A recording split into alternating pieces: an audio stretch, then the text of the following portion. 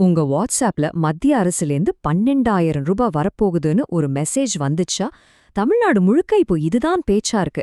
ஆனா இந்த காட்டு தீ மாறி பரவுற செய்தியில எது நிஜம் எது பொய், வாங்க விரிவா அலசலாம். சரி, முதல்ல எல்லாருடைய மனசுலயும் இருக்கிற அந்த ஒரு முக்கியமான கேள்விக்கு வருவோம். நிஜமாவே இந்த 12,000 ரூபாய் நம்ம பேங்க் அக்கவுண்ட்டுக்கு வருமா வராதா? முதல்ல இந்த 12,000 ரூபாய் கதை என்ன? இது எங்கிருந்து தான் கிளம்புச்சு? அத பத்தி பாப்போம். நீங்க கண்டிப்பா வாட்ஸ்அப் யூடியூப்லலாம் பார்த்திருப்பீங்க.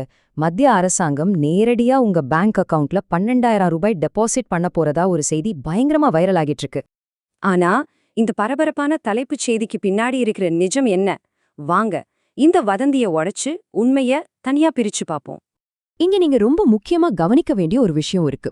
இது ஒன்னும் புதுசா வரப்போற பணமே கிடையாது. ஏற்கனவே அரசாங்கம் தர்ற பல உதவிகளை ஒன்னா சேர்த்து ஒரே தொகையா கொடுக்கலாமா அப்படின்னு ஒரு பேச்சுவார்த்தை அளவுல தான் இருக்கு. உதாரணத்துக்கு சொல்லணும்னா, விவசாயிகளுக்கு தர PM கிசான் உதவித்தொகை, நடுவுல நிறுத்தி வச்சிருந்த கேஸ் மானியத்தோட பாக்கி, அப்புறம் உரமானியம், இந்த மாதிரி சில திட்டங்களோட பணத்தை எல்லாம் ஒன்னா சேர்த்து ஒட்ட தவணை கொடுக்கறத பத்தி தான் பேசிட்டு இருக்காங்க. ஆனா இங்க ஒரு பெரிய பட் இருக்கு. என்னன்னா, அரசியல் வட்டாரங்கள்ல இத பத்தி ரொம்ப தீவிரமா பேசப்பட்டாலும் மத்திய அரசிடமிருந்து இதுவரைக்கும் எந்த ஒரு அதிகாரப்பூர்வ அறிவிப்பும் வரவே இல்ல. இது ரொம்ப ரொம்ப முக்கியமான பாயிண்ட். அப்போ ஒரு கேள்வி வருது இல்லையா?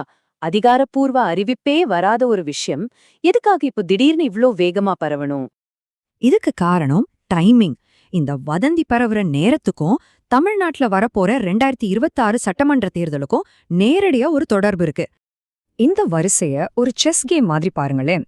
முதல்ல தமிழ்நாட்டுல ஆளுங்கட்சியா இருக்கிற திமுக பெண்களுக்கு 5,000 ரூபாய் சிறப்பு உதவித்தொகைன்னு ஒரு அறிவிப்பு வெளியிடுறாங்க. அடுத்ததா மத்திய உள்துறை அமைச்சர் அமித்ஷா தமிழ்நாட்டுக்கு வராரு. இங்க இருக்கிற பாஜக தலைவர்களோட ஆலோசனை பண்றாரு. இதுக்கு பதிலடி கொடுக்கற மாதிரி உடனே இந்த 12,000 ரூபாய் வதந்தி கிளம்புது. சோ பாத்தீங்கன்னா 2026 தேர்தலுக்கான களம் இப்பவே சூடு பிடிக்க ஆரம்பிச்சிருச்சுங்கிறத நம்மளால புரிஞ்சுக்க முடியுது. உண்மையில இந்த 12,000 ரூபாய் வதந்திங்கிறது ஒரு பெரிய விஷயத்தோட ஒரு சின்ன துளிதான். அது என்னன்னா, அரசியல் கட்சிகளுக்கு நடுவுல இப்ப நடந்துட்டு இருக்கிற வாக்குறுதி போர். இந்த டேபிள பாருங்க, போட்டு எந்த அளவுக்கு இருக்குன்னு உங்களுக்கே புரியும். திமுக மாசம் கொடுக்கற 1000 2,000 ஆக்குவோன்னு சொல்றாங்க. அதிமுகவோ ஒரு படி மேல போய் ஒரு தடவை 10,000, அதுவும் இல்லாம மாசம் 2,000 தர்றோன்னு சொல்றாங்க. விஜயோட தமிழக வெற்றிக் கழகம் மாசம் 2,500 தர்றோன்னு வாக்குறுதி கொடுக்கறாங்க. ஒவ்வொருத்தரும் மத்தவங்கள விட அதிகமா கொடுக்கணும்னு போட்டி போடுறாங்க. இந்த பார் சார்ட்ல மாசம் கொடுக்கற தொகைய மட்டும் ஒப்பிட்டு பார்த்தா கூட போட்டி எவ்ளோ கடுமையா இருக்குன்னு நமக்கு தெரியுது. வாக்காளர்களை கவர நேரடி பண வாக்குறுதிகள் தான் இப்போ ஒரு முக்கியமான கருவியா மாறியிருக்கு. சரி, இதெல்லாம் ஒரு பக்கம் இருக்கட்டும்.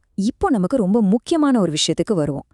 எந்த கட்சி ஜெயிச்சாலும் சரி, எந்த வாக்குறுதி வந்தாலும் சரி, அந்த பணம் உங்க கைக்கு வந்து சேரணும்னா நீங்க என்ன செய்யணும்?